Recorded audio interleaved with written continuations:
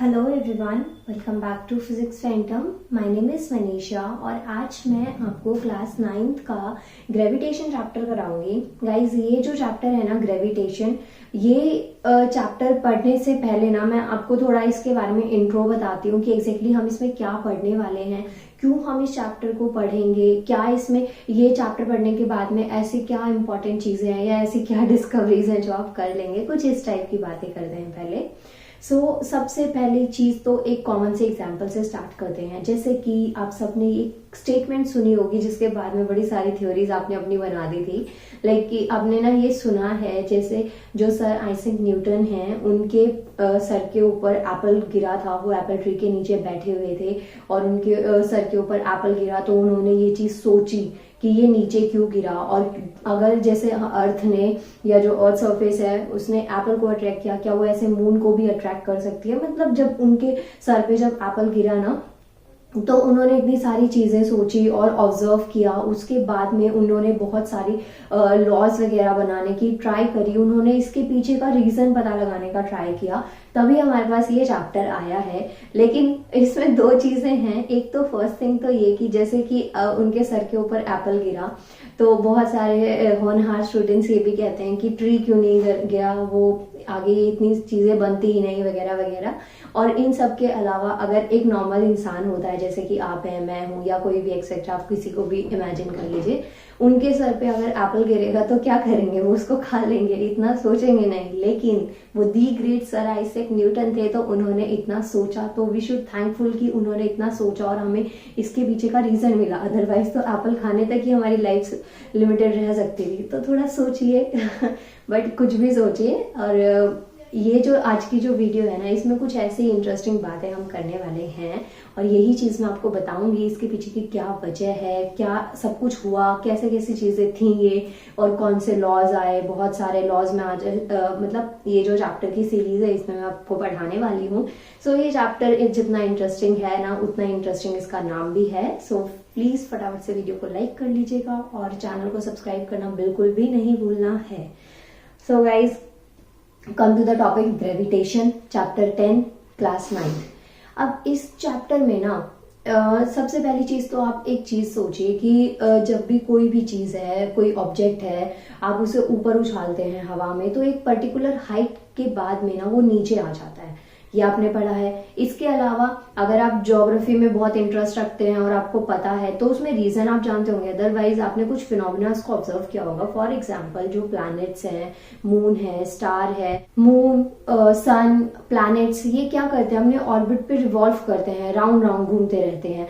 तो ये किस तरीके से, मतलब क्या कौन सा ऐसा फोर्स है जो इनको बाइंड करके रखता है, किस फोर्स की वजह से, किस वजह से ये आपस में अट्रैक्ट नहीं होते हैं या एक दूसरे के आपस में इनकी टक्कर नहीं होती है। या फिर जैसे कि एप्पल का ऑब्जर्वेशन सर आइजैक न्यूटन ने किया था, तो इस तरीके से जो अर्थ है वो अगर उसमें ग्रेविटी है, अगर वो चीजों को अट्रैक्ट कर सकती है तो क्या वो मून को भी कर सकती है, और मून को नहीं कर सकती तो क्यों नहीं कर सकती।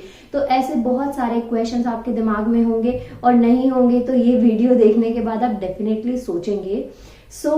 माय डियर व्यूअर्स, आज की ये जो वीडियो है इसको या ये जो चैप्टर है, जो ग्रेविटेशन चैप्टर है, इसको कंप्लीट करने के बाद में ना जो मैंने बोर्ड पे क्वेश्चंस लिखे उनके सबके आंसर्स आपको मिल जाएंगे और इन क्वेश्चन से रिलेटेड जितने भी आपके डाउट्स होंगे वो सारे के सारे क्लियर होने वाले हैं। तो फर्स्ट सबसे पहला जो मैं बता रही हूँ वो है यूनिवर्सल लॉ ऑफ ग्रेविटेशन। ये जो चैप्टर है ना, ये इसमें हम एक तो पढ़ेंगे यूनिवर्सल लॉ ऑफ ग्रेविटेशन क्या होता है। उसके बाद में नेक्स्ट पढ़ेंगे motion of a object under the influence of gravitational force on the earth. ये जो स्टेटमेंट है थोड़ी कॉम्प्लिकेटेड लिखी हुई है, मैं आपको इजी वे में समझाती हूँ। जैसे मैंने अभी आपको बताया कि किसी भी ऑब्जेक्ट को जब आप ऊपर हवा में उछालते हैं तो एक सर्टेन हाइट पे जाने के बाद में ना वो ऑब्जेक्ट नीचे गिर जाता है। नीचे क्यों गिरता है, नीचे ऐसा क्या है, जो अर्थ सर्फेस है उसमें ऐसा क्या है कि वो ऑब्जेक्ट ऊपर नहीं रहा, वो उससे नीचे ही आना पड़ा। स्पेस में जब हम देखते हैं तो चीजें हवा में तैरती हैं, ऐसा क्यों होता है। तो ये वाला कंसेप्ट जो है उससे रिलेट करता है। इसके बाद में जो नेक्स्ट है वो है how the weight of the body varies from place to place. अब ये क्या स्टेटमेंट है, जो कि हमारी बॉडी है, कोई भी बॉडी है, उसका जो वेट होता है वो प्लेस टू प्लेस में वेरी क्यों करता है। फॉर एग्जाम्पल आप अर्थ पे हैं तो वेट कुछ है, मून पे है तो वेट कुछ है, और आपको मुझे कमेंट करके बताना है कि जो बॉडी का जो वेट है, अगर अर्थ पे कुछ है तो वेट जो मून पे होता है उसमें कितना डिफरेंस आता है, क्यों डिफरेंस आता है, किस टाइप का डिफरेंस आता है। तो इससे रिलेटेड जितना भी आप एक्सप्लेन कर सकते हैं आप कमेंट करिएगा मुझे। ये वैसे मैं आपको चैप्टर में सब कुछ कंप्लीट करवाऊंगी, लेकिन अभी चैप्टर में टाइम लगेगा, तो पहले जब तक आप इसको मुझे कमेंट करके बताइएगा, और जब ये चीज समझा दूं तो उसके बाद में अपना आंसर मैच करना आपको अच्छा सा लगेगा कि अगर आपने अच्छे से आंसर दिया होगा तो। इसके बाद में जो नेक्स्ट आता है पॉइंट वो है conditions for object to floats in a liquid. ये one of the most important topic होगा हमारे इस चैप्टर में। इसमें मैं आपको कुछ प्रिंसिपल्स पढ़ाऊंगी, आर्किमिडीज प्रिंसिपल एंड ऑल, ये सब चीजें आपने सुनी होंगी। तो जितने भी हैवी लॉज प्रिंसिपल आपने सुने हैं और समझ नहीं आए हैं तो ये चैप्टर की पूरी सीरीज आप देखना, उसमें ये आपको सारी चीजें क्लियर हो जाएंगी। आज की जो वीडियो है ये इसका फर्स्ट पार्ट है, जिसमें मैं आपको कुछ ग्रेविटेशन के बारे में बता रही थी, क्या चीजें होती है। और ये जो लास्ट मैंने स्टेटमेंट बोली इसमें ये है कि कुछ चीजें जो है वो पानी पे फ्लोट कर पाती हैं, जैसे कि शिप, क्रूज, ये सब चीजें इजीली पानी पे फ्लोट कर लेते हैं। और जब आपको पता है ये कितने हैवी होते हैं, इनमें मटेरियल भी लगा हुआ होता है, प्लस इसमें जो ह्यूमन बॉडीज होती हैं या जो लगेज होता है उन सब का भी वेट होता है, उसके बाद भी ये फ्लोट कर लेते हैं। लेकिन एक सुई जो होती है, छोटी सी निडल, आप उसको पानी में डाल दो वो डूब जाती है। ऐसा क्यों होता है? और भी बहुत सारे ऐसे एग्जाम्पल्स आपने अपनी डे टू डे लाइफ में ऑब्जर्व करे होंगे कि जिनका वेट ज्यादा होता है प्लस सरफेस भी ज्यादा होता है, फिर भी वो चीजें पानी पे क्या करती हैं, फ्लोट करती हैं। लेकिन कुछ चीजें बहुत ही हल्की सी होती हैं और ज्यादा हैवी भी नहीं होती है, स्टिल वो पानी में डूब जाती हैं। ऐसा क्यों, कैसे और कहाँ, ये सारे क्वेश्चंस जो है ना ये इसमें आपको मिलने वाले हैं। तो मुझे लगता है कि ये वीडियो लाइक डिजर्व करती है और डेफिनेटली सब्सक्राइब करना तो बनता ही है।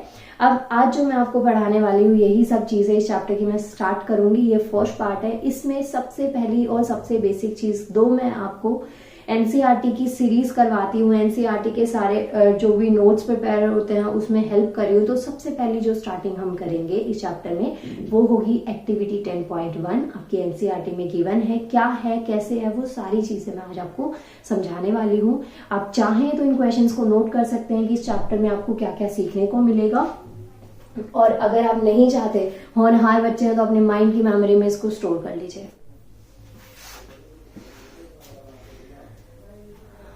नाउ एक्टिविटी 10.1 जो है ना, इसमें आपको एक थ्रेड गिवन है, मीन्स कि एक धागा है जिससे एक स्टोन, एक पत्थर को बांधा हुआ है, और आप खड़े हैं कहीं किसी ग्राउंड में या कहीं पे भी, क्योंकि अगर आप घर पे या ऐसी जगह पे इस एक्टिविटी को परफॉर्म करेंगे तो हो सकता है कि किसी को लग जाए कुछ भी।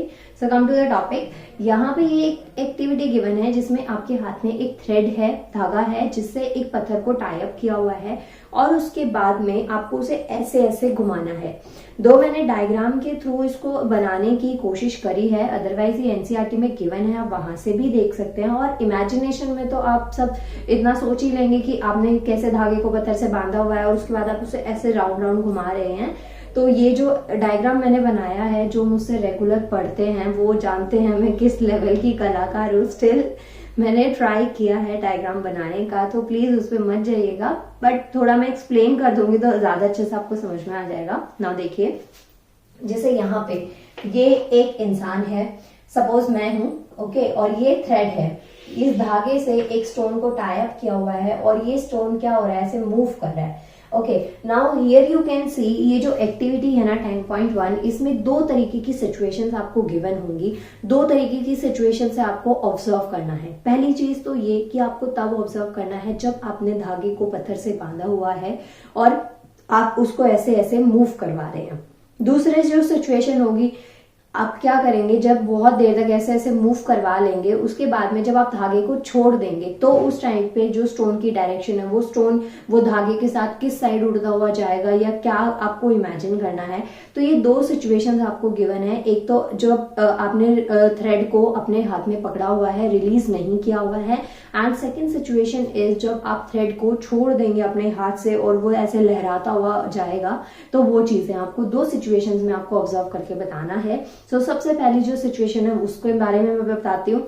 अब ये जो करवाने की जो वजह है, ये क्यों मैं आपको करवा रही हूँ, इसके पीछे वजह ये है कि जैसे मैंने आपको बताया, कोई भी चीज है, कोई ऑब्जेक्ट है, वो ऊपर जाता है, उसे हम ऊपर हवा में उछालते हैं, तो एक पर्टिकुलर हाइट के बाद में वो ऑब्जेक्ट क्या करता है, नीचे आ जाता है। सो गाइज, ये जो है मतलब ऑब्जेक्ट का ऊपर जाना और उसके बाद में नीचे उसको आ जाना, तो नीचे हमारी जो अर्थ है वहां पे एक फोर्स एग्जिस्ट करता है जो उसको अपनी साइड अट्रैक्ट करता है, दैट इज ग्रेविटी। और इस फोर्स को ग्रेविटेशनल फोर्स कहते हैं, मीन्स की जो गुरुत्वाकर्षण बल है वो कहा जाता है। अब इसमें जो स्टेटमेंट है कि अभी जो आपने पढ़ा कि ऊपर जा रही है चीज तो नीचे आ रही है, तो उसके बाद में ये थ्रेड वाली सिचुएशन क्यों, डाउट आ सकता है। बहुत ही स्वाभाविक है कि ये डाउट आपके दिमाग में आए, लेकिन अगर आपने स्टार्टिंग का जो इंट्रो है ना वो ध्यान से सुना हो, तो मैंने कुछ एग्जांपल्स उसमें लिए थे कि लाइक अगर कोई चीज ऊपर जा रही है तो वो नीचे आएगी, ये तो फर्स्ट एग्जांपल था। उसके अलावा मैंने आपको बताया था जो मून है, सन है, जो प्लैनेट्स हैं वो रिवॉल्व करते हैं अपने ऑर्बिट पे, ये क्यों होता है, किस वजह से, और जो प्लैनेट्स है वो सन के अराउंड रिवॉल्व करते हैं, ऐसा क्यों होता है, क्यों वो पास में नहीं आ पाते। तो ये वाला जो क्वेश्चन है ना, इसका आंसर आपको इसके बाद में पता चलेगा। सो सबसे पहली चीज मैं आपको समझाती हूँ कि अगर धागा आपके हाथ में है और आप पत्थर को घुमा रहे हैं जो कि आपके थ्रेड से बंधा हुआ है, तो कुछ ऐसी सर्कुलर फॉर्म आएगी, ये चीज आपको समझ में आई। अब आप इसमें क्या देखेंगे, सबसे पहली चीज, stone is move in a circular path with a certain speed and change directions at every point. जब आपने इस थ्रेड से स्टोन को बांधा हुआ है, तो सबसे पहली चीज जो ऑब्जर्व करेंगे वो ये कि जो ये थ्रेड है ये सर्कुलर पाथ में मूव करेगा, मतलब कि एक घुमावदार पाथ में मूव करेगा विद अ सर्टेन स्पीड। अब जो इसकी स्पीड है वो एक नॉर्मल स्पीड रहेगी, कहीं कम कहीं ज्यादा नहीं करनी है, स्पीड नॉर्मल स्पीड से ये घूमेगा, लेकिन जो इसकी डायरेक्शन है वो हर एक पॉइंट पे क्या हो जाएगी, चेंज हो जाएगी। इसकी वजह है, आपको इतना पता है, आपके पास डायरेक्शंस होती हैं ईस्ट, वेस्ट, नॉर्थ, साउथ। तो ये जो है ना, आपको ये चीज ध्यान में रखनी है कि जो ये सर्कुलर पाथ पे आप इस थ्रेड को घुमा रहे हैं तो स्पीड कांस्टेंट है, लेकिन जो डायरेक्शन है वो एक पर्टिकुलर पॉइंट पे क्या हो जाएगी, चेंज हो जाएगी। अब इसके बाद में नेक्स्ट आता है जो चेंज इन डायरेक्शन है, जो इसमें मैंने आपको बताया कि जो डायरेक्शन है, जो दिशा है वो चेंज हो जाएगी। वो क्यों चेंज होगी, तो change in direction involve change in velocity और एक्सेलरेशन। तो जहां जहां पे वेलोसिटी और एक्सेलरेशन में थोड़ा बहुत चेंज आएगा, वहां पे जो डायरेक्शन है उसके अकॉर्डिंग क्या हो जाएगी, डायरेक्शन चेंज हो जाएगी। लेकिन ये चीज आपके लिए इंपॉर्टेंट नहीं है, आपको जो ध्यान में रखना है वो ये है कि ऐसा कौन सा फोर्स है या किस वजह से ये जो पत्थर है इतना इजीली ऐसे रोटेट कर पा रहा है, जबकि जो हाथ है वो कहाँ पे है, सेंटर में। आपका हाथ सेंटर में, जिसके ऊपर आपने एक धागे को पकड़ा हुआ है, तो उस फोर्स को हम कहते हैं centripetal force. Very very important, अभिकेंद्रक बल इसको कहते हैं, अभिमुखी, आप कुछ भी इसे बोल सकते हैं। सेंट्रीपिटल फोर्स ये होता है, सेंट्रीपिटल का मतलब होता है सेंटर सिंग, मीन्स की ऐसा फोर्स जो कि सेंटर में अप्लाई हो रहा है और उसके बाद में जो उस डायरेक्शन आ रही है या जो चीज भी जिसमें भी आप उसको अप्लाई कर रहे हैं वो उस फोर्स की वजह से क्या है, रुकी हुई है। अब ये जो एक्टिविटी है ना, इसमें आपने एक चीज देखी कि जो आपका हाथ है वो कहाँ पे है, सेंटर में है, हाथ पे आपका धागा है और आप धागे को, जो स्टोन बंधा हुआ है उस स्टोन को आप अपने हाथ में जो धागा है उसकी हेल्प से आप उसको घुमा पा रहे हैं। तो यहाँ पे जो फोर्स वर्क कर रहा है वो क्या है, सेंट्रीपिटल फोर्स। सेंट्रीपिटल फोर्स पे मैं एक अलग से वीडियो लेकर आऊंगी जिसमें आपको सेंट्रीपिटल फोर्स क्या होता है, इसके अलावा एक और फोर्स होता है सेंट्रीफ्यूगल फोर्स। अगर नहीं सुना तो अच्छी बात है कि मैं आपको करवाने वाली हूँ, और अगर सुना है तो आप मुझे जल्दी से दोनों में एक एक डिफरेंस कमेंट कर देना कि क्या होता है सेंट्रीपिटल और क्या होता है सेंट्रीफ्यूगल।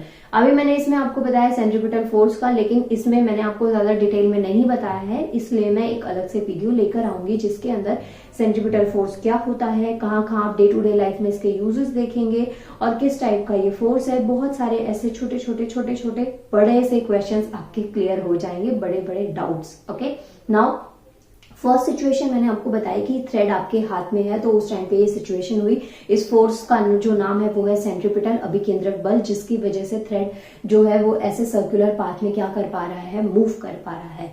अब जो सेकेंड सिचुएशन आती है वो ये आती है कि ये जो थ्रेड आपने हाथ में पकड़ा हुआ था, जो बड़ी देर से आप घुमाए जा रहे थे, तो आपका हाथ दर्द हो गया है, तो आपने क्या किया, उस थ्रेड को छोड़ दिया। उसके बाद में क्या हुआ, तो उससे पहले इसका फटाफट से स्क्रीनशॉट लीजिए। आपको इसमें से कुछ भी इंपॉर्टेंट लगता है कि आपको लिखना है, अपने नोट्स में कॉपरेट करना है, तो आप ले सकते हैं स्क्रीनशॉट। अदरवाइज जो मैंने आपको समझा दिया है कि एग्जैक्टली मैं क्या बोलना चाहती हूँ और क्या इसमें मैंने लिखा हुआ है।